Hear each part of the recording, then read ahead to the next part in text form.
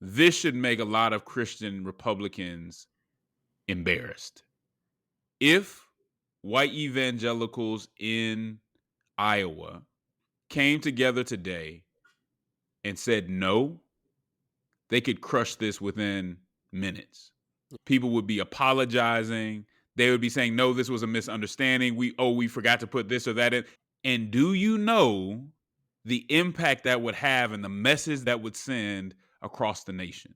We have so many people that are like, man, what can we do for people to see us for who we are and not be misunderstood and to get some trust and credibility back?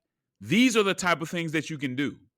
Turn around, look at your own side, and say, no, you better withdraw it immediately. Christians on both sides of the aisle have the opportunity to do that. But much of the time, we're too worried about what's going on the other side to take care of the stuff that's going on within our sphere of influence. Your eyes on the times, you walk ready to speak up. But with so many problems, you're exhausted trying to keep up. This is the Church Politics Podcast, where you can get political commentary from a biblical worldview.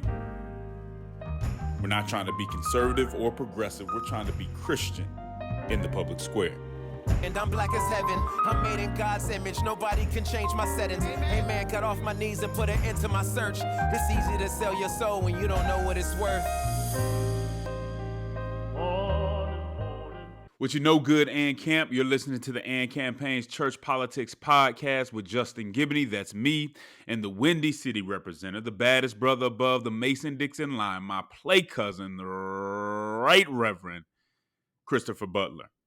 Chris, I know we often take this time to kind of talk about sports and what's going on. One thing that I noticed in the sports world, Chris, was that the Lakers are losing, but some in the Laker Nation might find it consolation that I guess they have somebody breaking records every now and then. I know they have a losing record. We're unsure if they're even going to make it to the play-in this year, but I guess it's good that they have guys that are breaking scoring records, even though they're scoring less than the other team. Any thoughts about that, Chris? Yeah, no. People have to find their joy where they can. That's one way of putting it. That's one way to put a different spin on it. Something else that's going on in the news, Chris, though, that I thought we needed to talk about, even though it's not in with our top three topics, is what's going on with these confidential documents. So first and foremost, we hear, earlier, I guess last year, we heard that Donald Trump had confidential documents in places that they shouldn't have been, right? And so that, people make a big deal about that, which it is significant. It's nothing small. I don't want to downplay it.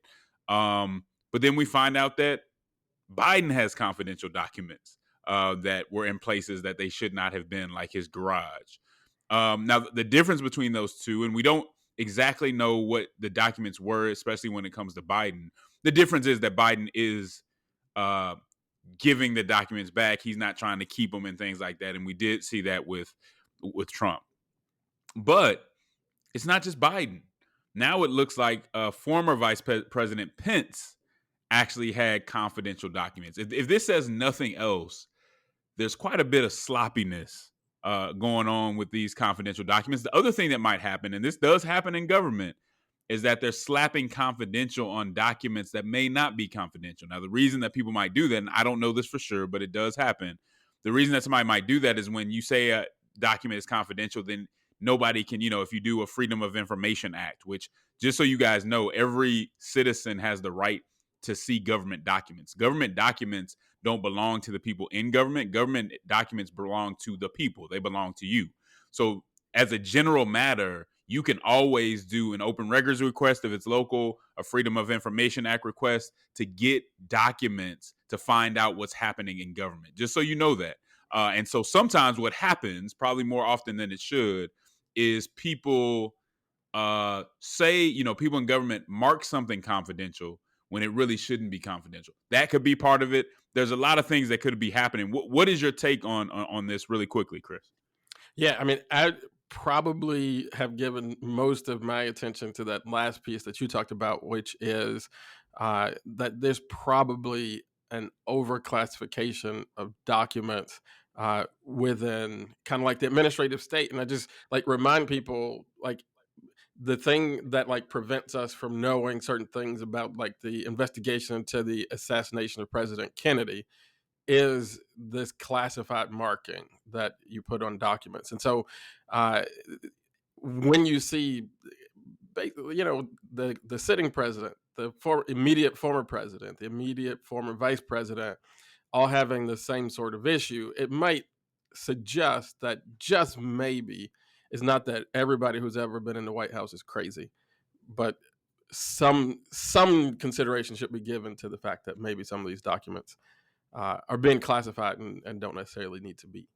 Yeah, and like we said, at least there is some sloppiness going on, a failure to really drive home the point of where documents should be and where they shouldn't be. But I'll end by saying this, Chris, which is, if it was the end of the world when Trump did it, because for a lot of people, they could not believe that this could ever happen. This was just, beyond the pale. And then when it was Biden, they didn't feel this necessarily the same way.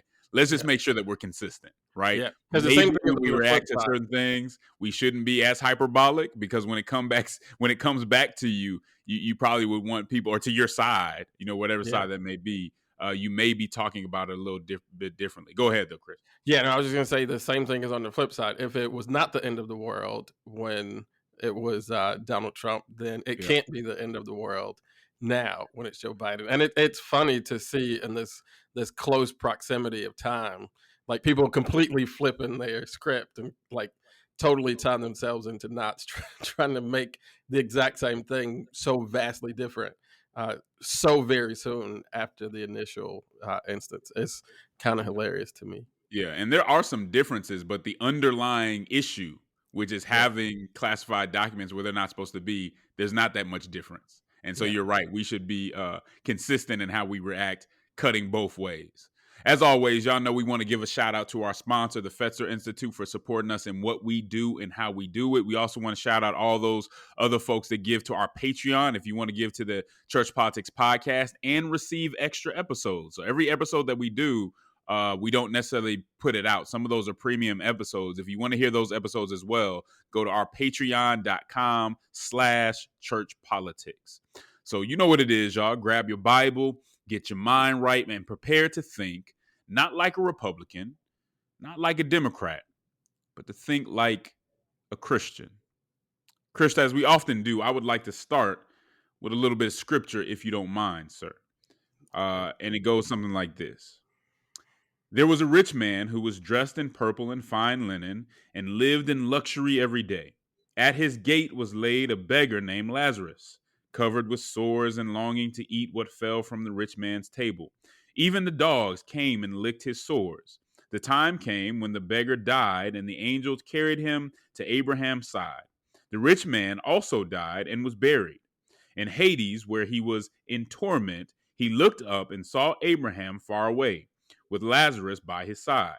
So he called to him, Father Abraham, have pity on me, and send Lazarus to dip the tip of his finger in the water and cool my tongue, because I am in agony in this fire. But Abraham replied, Son, remember that in your lifetime you received your good things, while Lazarus received bad things. But now he is comforted here, and you are in agony. Those are the words of Jesus Christ in Luke 16, verses 19 through 25. But maybe that's not enough for you. Maybe you need more scripture to understand the importance of this issue with the poor. So let me give you a little bit more. For there will never cease to be the poor in the land. Therefore, I command you, you shall open wide your hand to your brother, to the needy, and to the poor in your land. Deuteronomy chapter 15, verse 11. Now, I understand some of y'all don't like Deuteronomy, so let me give you something else if that's not enough. Whoever has a bountiful eye will be blessed, for he shares his bread with the poor. Proverbs 22, verse 9. And lastly, whoever oppresses a poor man insults his maker, but he who is generous to the needy honors him.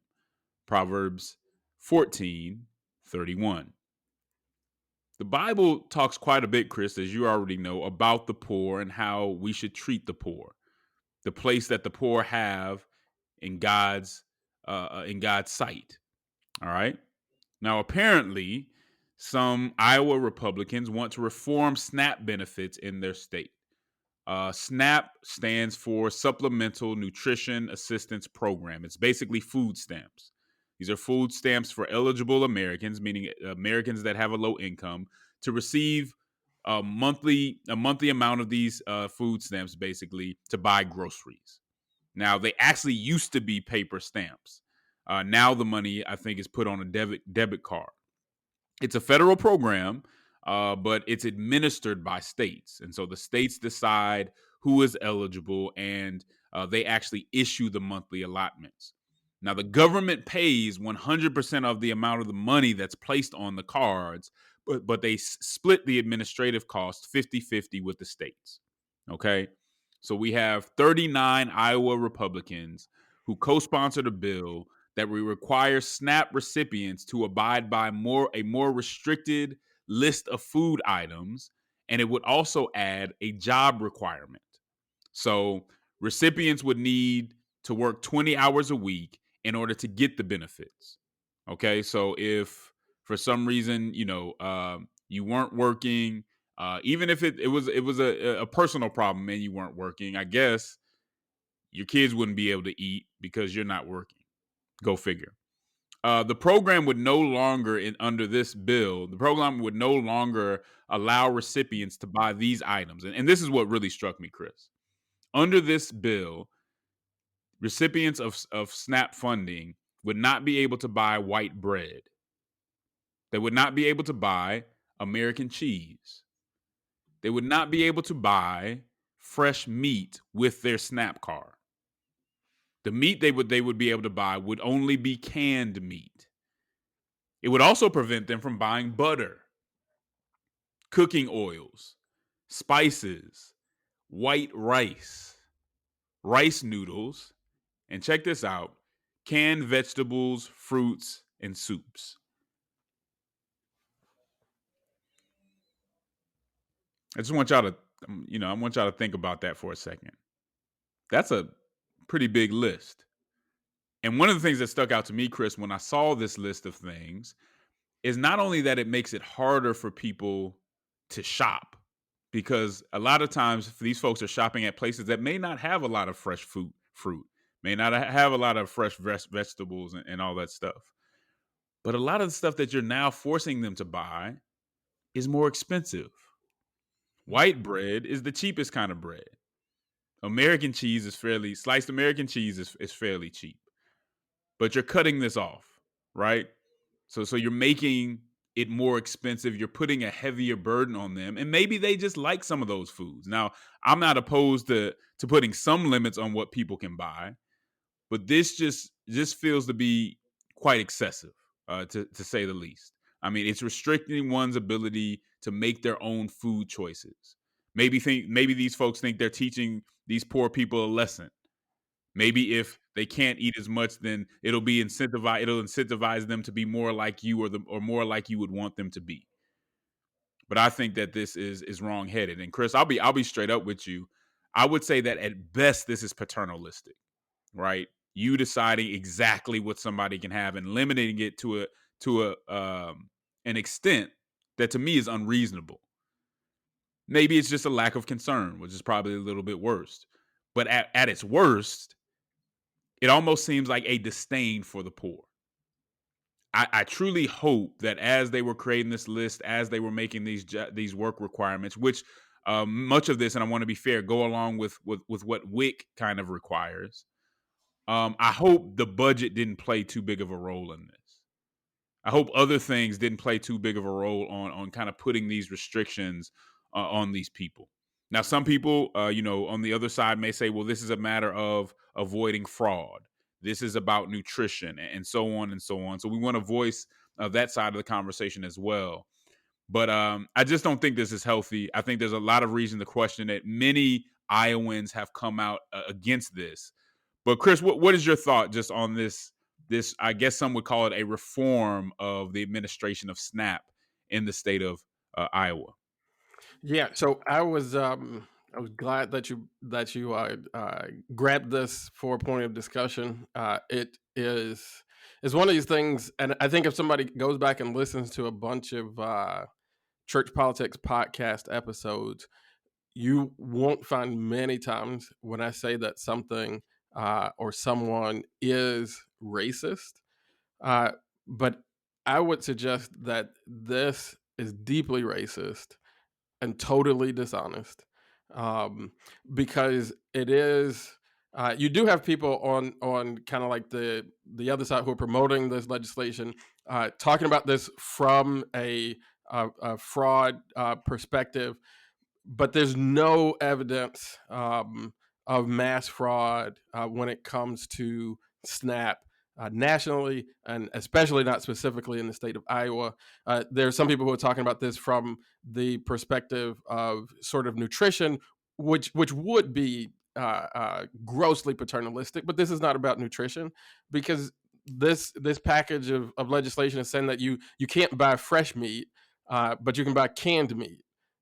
Canned meat is a lot more sodium laden and unhealthy than is fresh meat. You can't buy spices and different things, even salt and pepper. I think you can't buy here. So this is not a nutrition based thing. You have the Speaker of the House there in the state of Iowa saying that this is he's got a quote here. It's these entitlement programs, he says. They're the ones that are growing within the budget and putting pressure on us being able to fund other priorities. But the governor just announced that they have a $1.9 billion surplus in Iowa's state budget. And as you pointed out, the federal government funds 100% of the food cost, the actual cost of the SNAP program.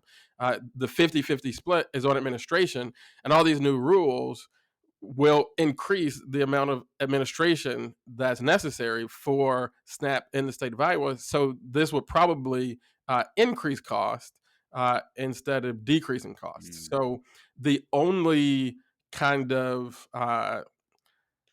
logical reason for this approach is to be specifically, targeting people of color. Because you get into this list and you have people of color, the foods that those households eat, and I can tell you, Justin, some of the stuff is not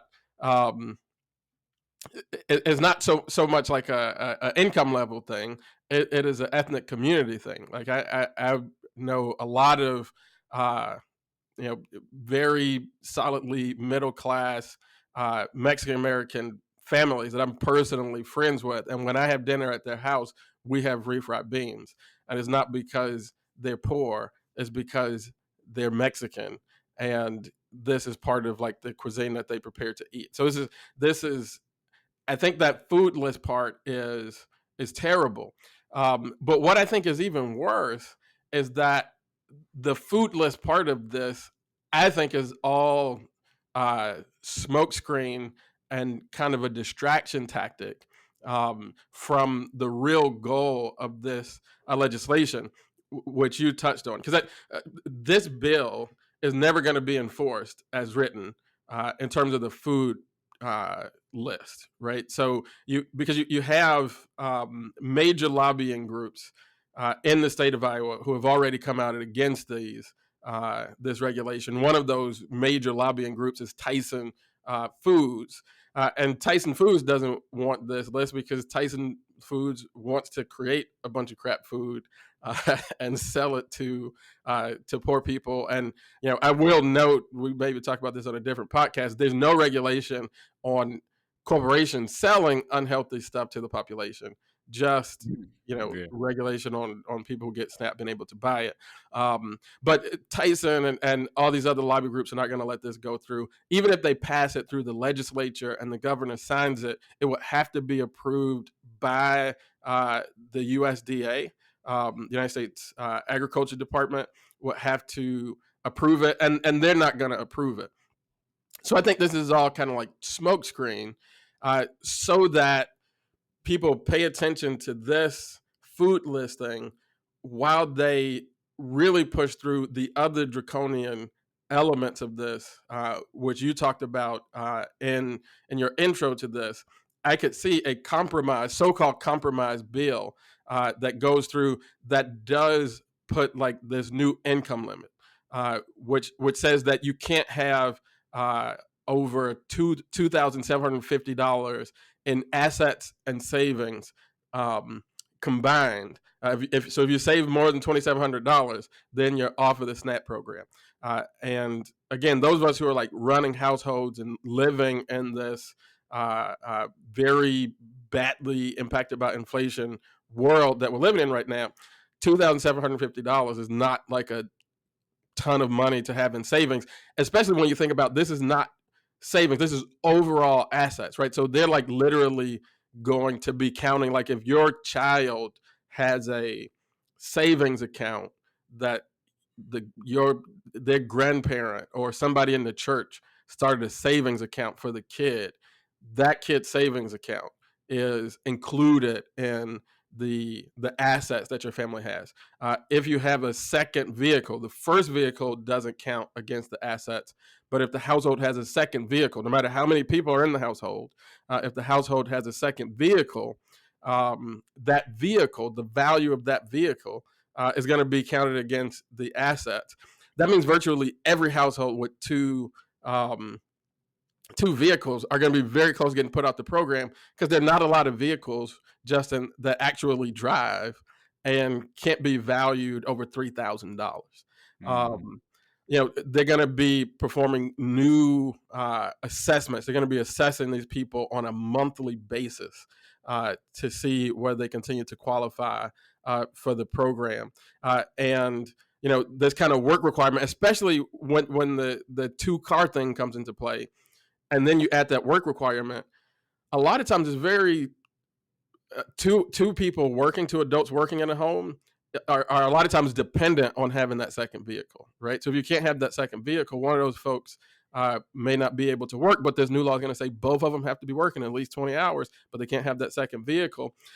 And the other thing that I would say is that the pro-family conservative should be opposed to this because there are some people who make the trade-off, who say, I know what it's going to cost my family in terms of finances in this new economy for one of the parents to stay home, be a homemaker, be able to give that kind of attention to children. But we're going to make that trade-off. And part of the way we're going to make ends meet is that we have a SNAP benefit, right?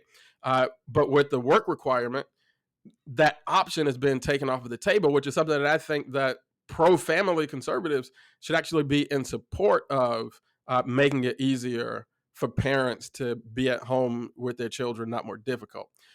So this is very, very bad public policy. And I think that it's kind of the worst sort of politics because my view of it is that this food listing is inserted into the legislation to cause the kind of firestorm that it's causing so that people don't pay attention to the fact that they are going to drive a bunch of people off the rolls of this federal benefit that people should have access to.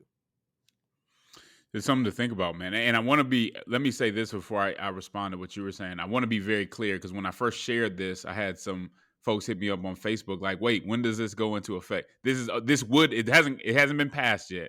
This would only be in Iowa. Yeah. Right. So I think some people thought because it was a federal benefit that it was everywhere. And I just want to be clear on that if you didn't catch it when I first said it. Mm-hmm. This seems to me to be mean-spirited. Right. Yeah. I think on the back end, possibly. I mean, all of this is done in a state surplus. So you mm-hmm. mentioned that. And maybe on the back end somewhere that they could cut some costs here and there further down the line if they got people off of it or whatever. But let me say this. And I think both parties have things that Christians in those parties should really care about and be concerned about. This is one of those to me. There are certain things when I hear about what's being done in education and all that stuff that it makes me not even want to call myself a Democrat. Mm-hmm. This should make a lot of Christian Republicans embarrassed. And let me say this right here. If white evangelicals in Iowa came together today and said no, they could crush this within minutes. Yeah. It would be taken off the agenda. People would be apologizing. They would be saying, no, this was a misunderstanding. We forgot to put this or that in. It would be gone. I believe, and I'm not in Iowa, but I believe that white evangelicals in Iowa within a day could shut this down completely. Yep. And do you know the impact that would have and the message that would send across the nation? We have so many people that are like, man, what can we do to for people to see us for who we are and not be misunderstood, and to kind of get some trust and credibility back? These are the type of things that you can do. Turn around, look at your own side, and say, no, this is ridiculous. You better withdraw it immediately. Yeah. And Christians on both sides of the aisle have the opportunity to do that. But much of the time, we're too worried about what's going on the other side to take care of the stuff that's going on within our sphere of influence. If y'all wanted to stop it, you can stop it now. Yeah. Leaders could come together. It doesn't even have to be everybody. It just needs to be a critical mass of people who stand up, have a press conference, send out some letters, make a few phone calls, and say absolutely not. I think so. I mean, this is such a an important moment, and I'll give 2 seconds of free consulting. If you are a conservative, a Republican concerned about national politics, looking at 2024 presidential cycles, like, this is the moment where you could begin to see a lot of folks who are not finding a home in the Democratic Party because of some of this stuff that's happening, like you suggested, Justin, in the schools and different things like that. But if national figures, even folks outside of the state of Iowa, just stood up and said, this does not represent Christian conservatives, right? Because it is mean-spirited. It is targeting the poor. It is quite unnecessary. And the way it has been rolled out is completely dishonest. And all of that is in violation of Christian ethics. And so we oppose it. People would hear that, people would see that, and I think people would move more quickly toward your side. But when there's silence on issues like this, it is what freezes people in the middle. And, we lose folks from the entire discourse, and I think from the electoral process, and from a lot of different important elements of our civic society, because neither side has the ability to welcome folks in. And this is one of those moments where you could welcome a lot of new people into your coalition, because this is just wrong. Like I said, it targets the poor, and the way that it's rolled out is dishonest. So nothing about it. Even if you wanted to have a conversation about, we need to get entitlement spending down in the state of Iowa, I don't see where that logic is coming from if you got a $1.9 billion surplus. But if that is your conversation, at least make that the conversation. This stuff is too expensive, so we're going to push people off the rolls. Don't lead with this food list nonsense that the USDA is never going to approve, so that we don't even have the conversation about the asset limit and the second car stuff, and the work program requirement, and the custodial parents cooperation requirement, where you have to demonstrate if you're a custodial parent where the other parent is supposed to be paying child support, you have to demonstrate that you're cooperating with the state's attempts to collect that child support, or else you get kicked off the benefit. That's illogical, Justin, because if I'm a custodial parent and the other parent is supposed to be paying me child support, they're under investigation from the state because they're not paying child support, and then I get kicked off of SNAP because I'm not cooperating, I'm just taking more resources from this kid who's already under-resourced because the child support is not being paid. Like, everything that I can see about this is just bad. And it's a great opportunity for Christians to stand up against something. Absolutely. Well, Chris, as if the FBI didn't have enough gut going on, as if they needed some more trouble to be in. According to NPR, a former high-level FBI agent is facing several charges for his alleged work with a sanctioned Russian oligarch. Charles McGonigal, the former special agent in charge of counterintelligence in the FBI's New York office, so this is a high up guy, is accused of working with Oleg Deripaska, who has been on the U.S. sanctions list since 2018. McGonigal's involvement with the Russian billionaire involved taking secret payments for investigating Deripaska's rivals. That's pretty serious. He also worked to get Deripaska off the U.S. sanctions list, which is in violation of federal law. And prosecutors say that McGonigal, who is 54 years old, was well aware that his work with this Russian oligarch broke the law. The former FBI agent had worked in Russian counterintelligence, organized crime, and counterespionage during his more than 20 years with the agency. So he is charged with conspiring to violate and evade U.S. sanctions in violation of the International Emergency Economic Powers Act. Chris, we've already talked about all the things going on with the FBI, all the ways, just not even now, but just over the years that they have just kind of eroded their credibility. Mm-hmm. I mean, first and foremost, and we talked about this a little bit before, it starts with J. Edgar Hoover, who is probably one of the most evil, one of the most evil people that you could possibly have had in government.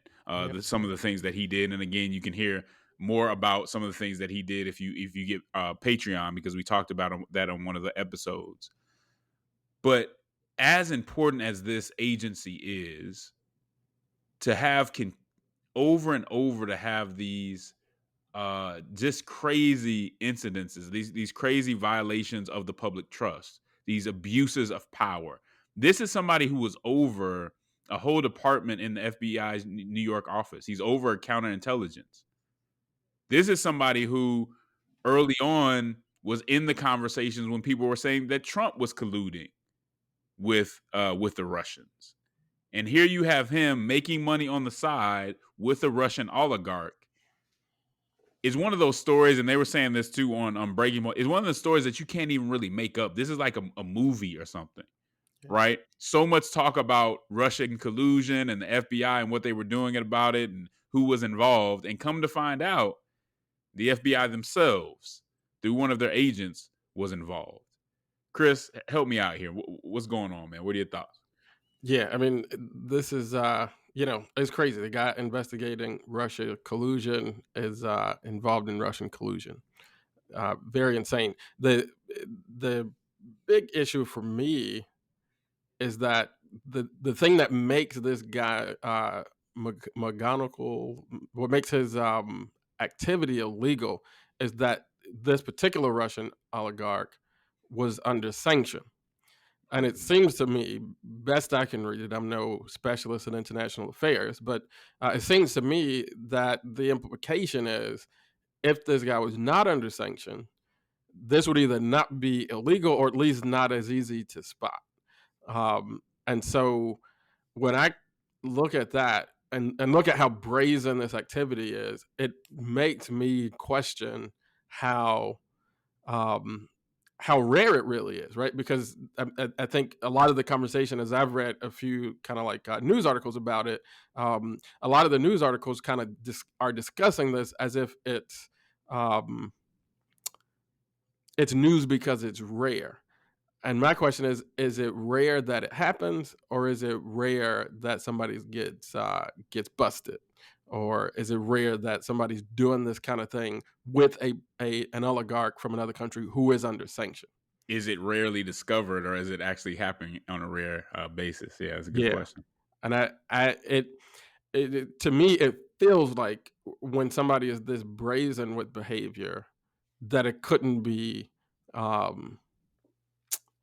completely uncommon in the field. And as you said, this is just not a good time for the FBI and various aspects of the sort of administrative state to be dealing with yet another uh, scandal. I mean, we were talking in the intro about the documents, the classified documents that presidents and vice presidents and who knows who else has in their possession. This stuff has to be straightened out, cleaned up, and worked through so that people in the United States of America can reasonably feel like they can trust their government. That is such a basic element of a functioning democracy, and something has to be done to straighten this out. Because the type of power that the FBI has can be very dangerous when abused. Yeah. Right? A lot of it is kind of covered in secret. It's a power, things are happening that we're not necessarily voting on before they happen. There's a lot of information that could be misused. There's a lot of access to technology that can be very invasive to citizens. So I would never go so far as to say that we don't need a Bureau of Investigation. I also wouldn't say that everybody in the Bureau, and I know you're not saying this, but we certainly wouldn't say that everybody in the Bureau of Investigation is part of this culture of corruption. There are folks that put their lives on the line that have, aren't seeing their families as much. I can't even imagine some of the stuff that the dedication that some of these folks have and the commitment that they've made to this country. Salute to the folks who are doing that. But we do know that there, within parts of the FBI, there is a culture of corruption, which I think tarnishes the organization, and I think it hurts those who got into this to do the right thing.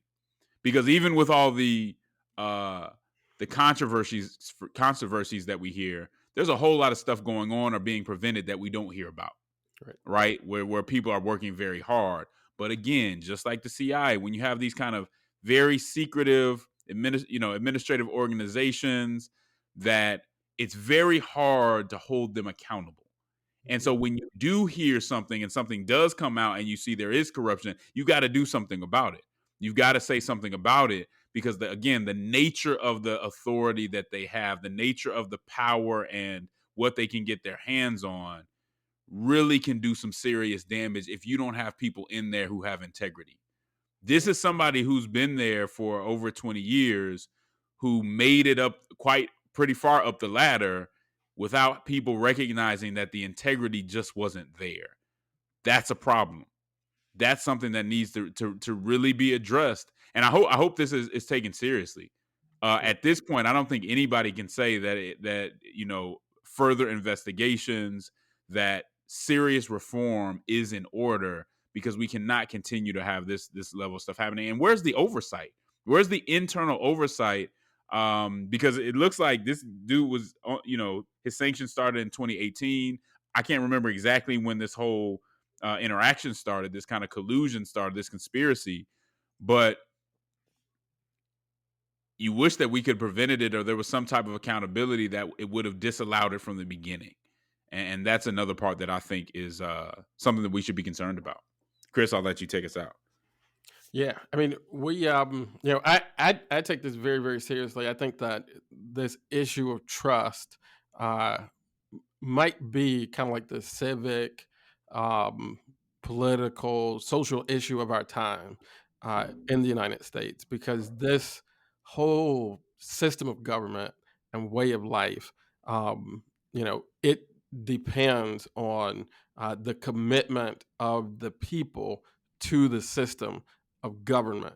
And the more people are unable and unwilling to believe in the system, to trust that government, not that it's perfect, but that it works at a very basic level.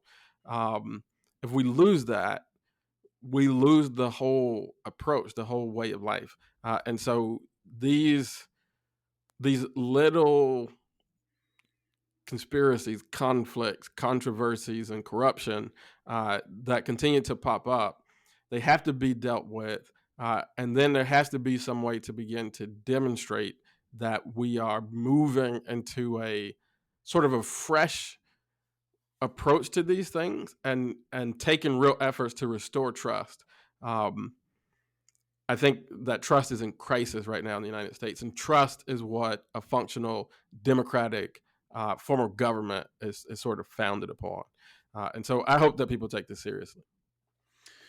I sure do too. I want to talk a little bit, and this maybe ties, Chris, might even tie a little bit into what we were talking about earlier. Some would try to say.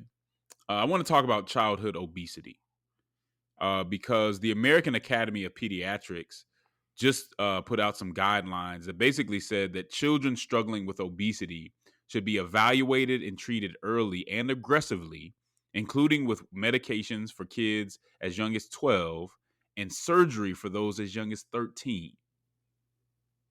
Let me read that again.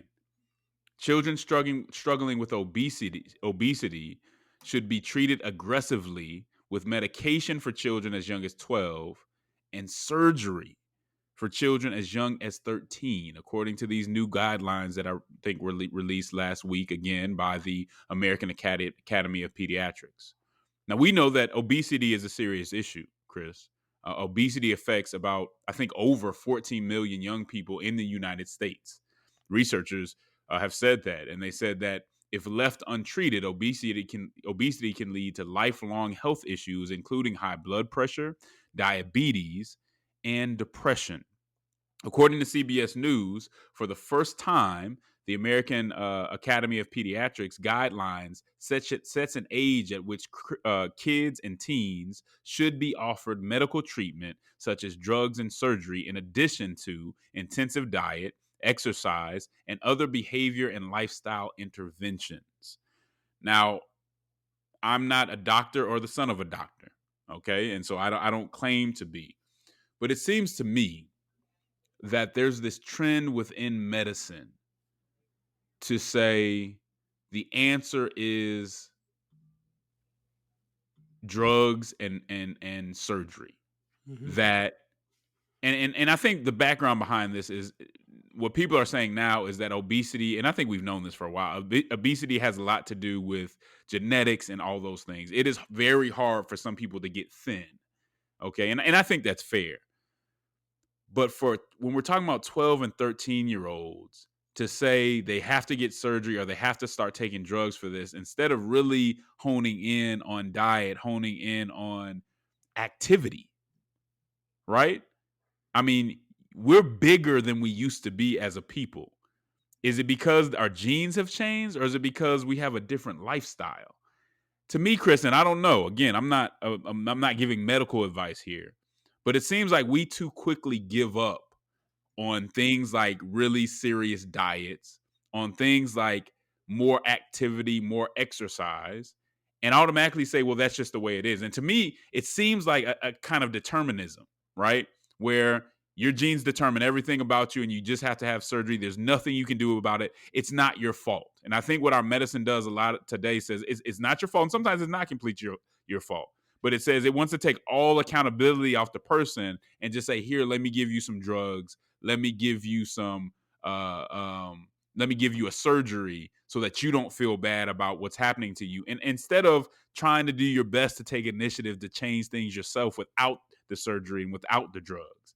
Am I far off here, Chris? I mean, what are your thoughts about these new guidelines? Yeah, for me, and I think probably now a lot of people who listen to the Church Politics podcast have some idea of my kind of frameworks and leanings on things. But for me, this is another case for why we need a complete overhaul of our health and wellness systems in the United States.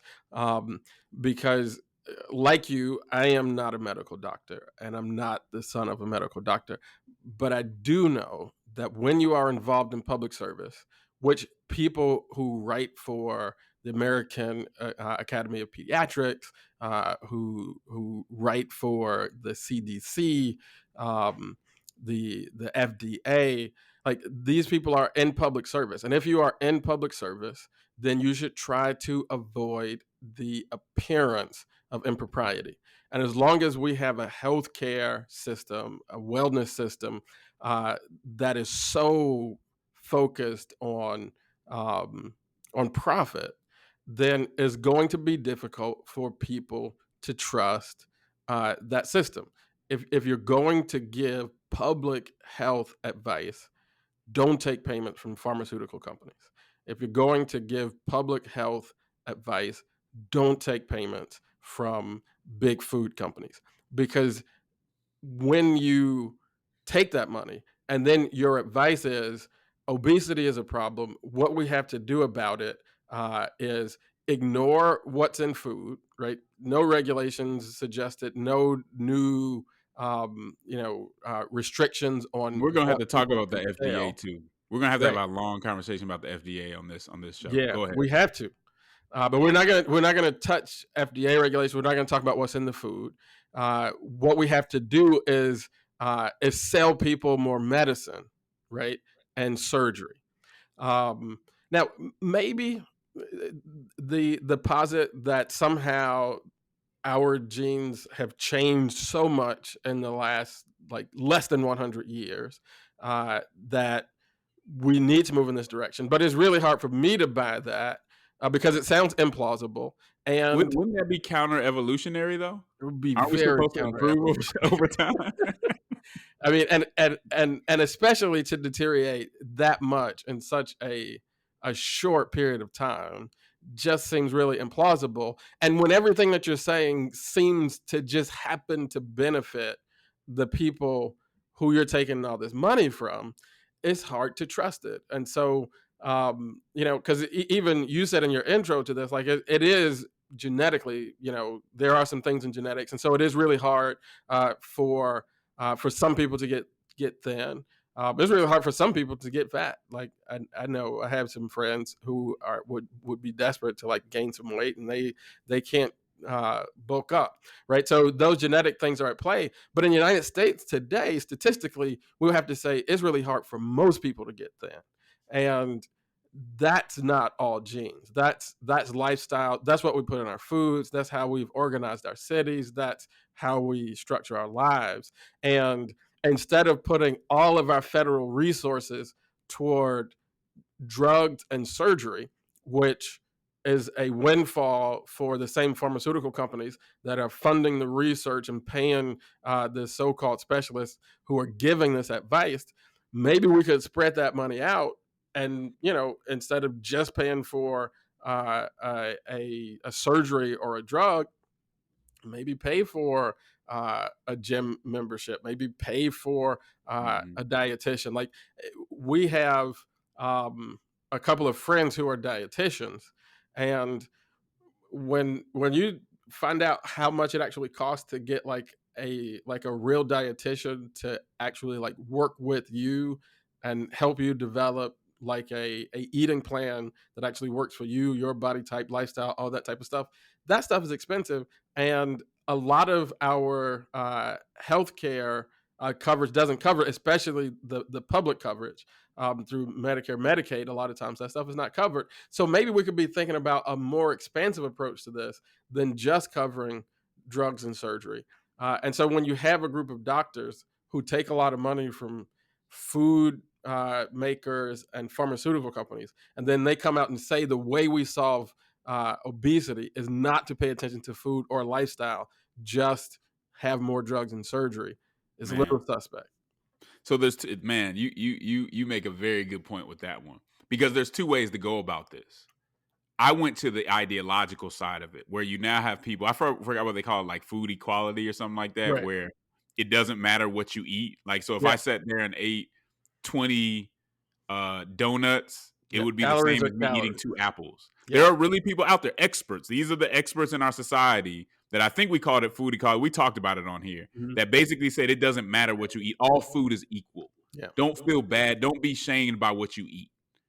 That's ideological, right? So some of this, I think, could be the ideology to say, hey, if you're obese or whatever, it's not your fault. It's not about what you eat. It's not about the lack of exercise. It just is what it is. What Chris brought to the table was the economic side of this. Now, we already know when it comes to these surgeries are expensive. If, let's say, so we're saying 14 million young people are affected by obesity.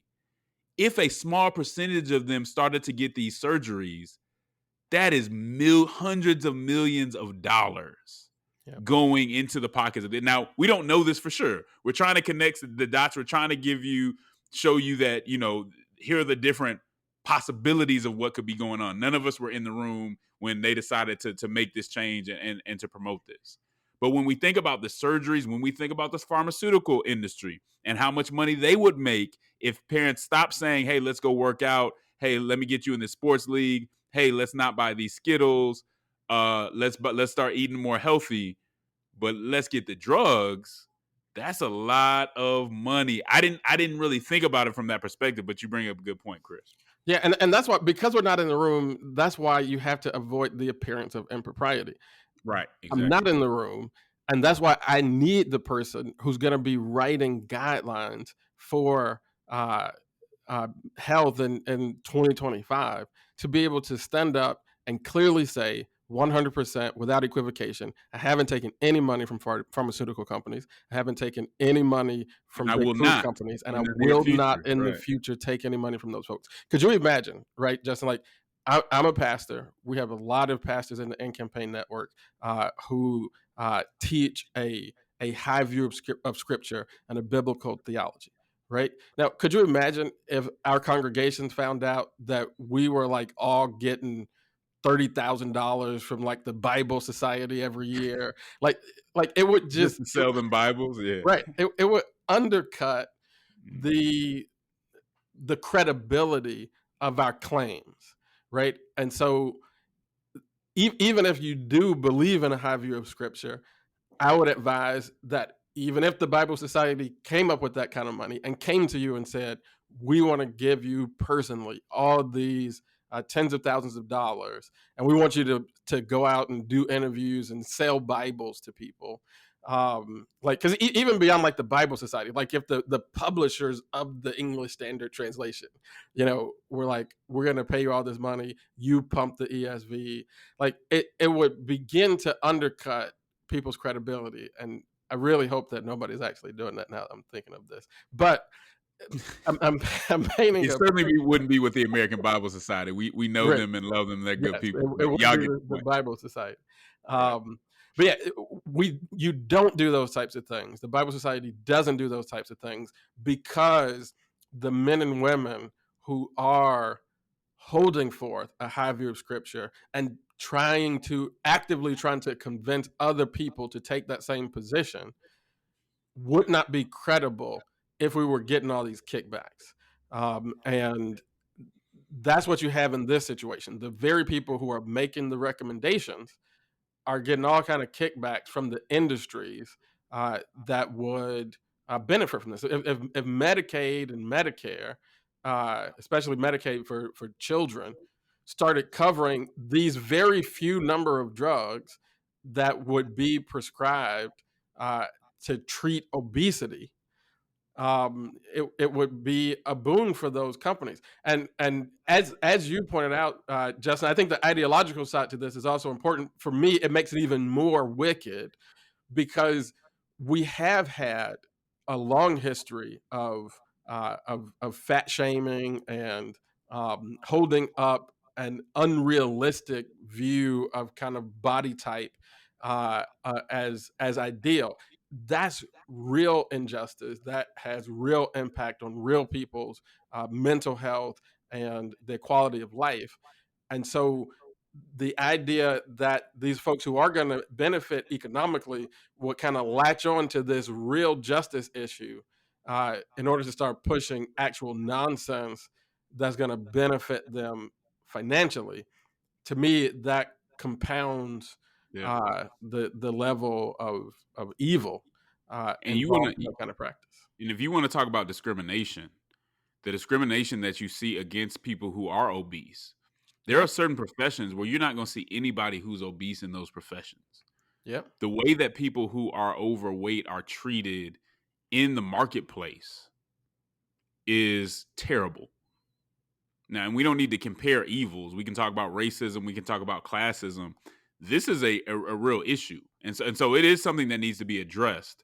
I'm not sure that it needs to be addressed in this particular way. I think this is one of those issues where the ideological side of it might have the right idea to say, man, we want to take away the stigma and things of that nature.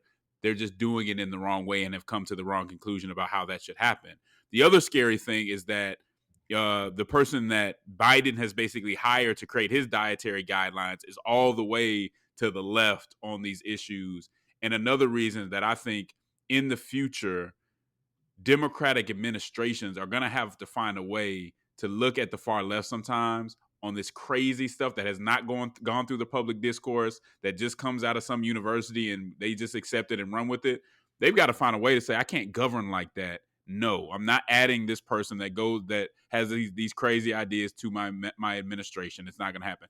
That's something that they're going to need to do in the future, or they're going to continue to run into these kind of problems. But go ahead, you can take us out.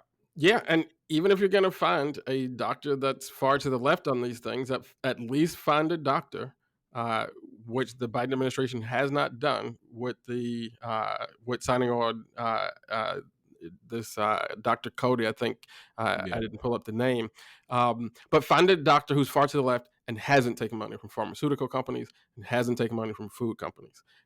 Because at least then, even if I disagree with that person on an ideological basis, I at least can believe that they are arguing from a place of genuineness and sincerity. It's very hard for me to believe that when that same person making the arguments that's going to benefit these industries have been paid by those industries.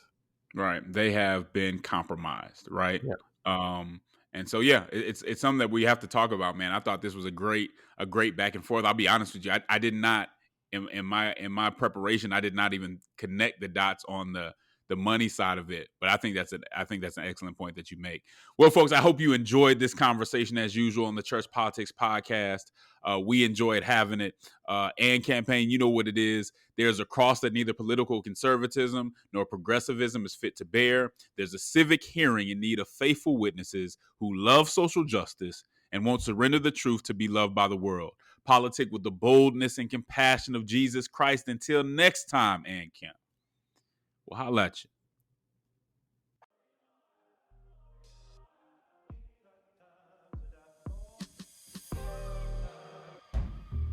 Dear Lord, dear Lord, pay for my sins, Lord. I'm black as heaven. Amen.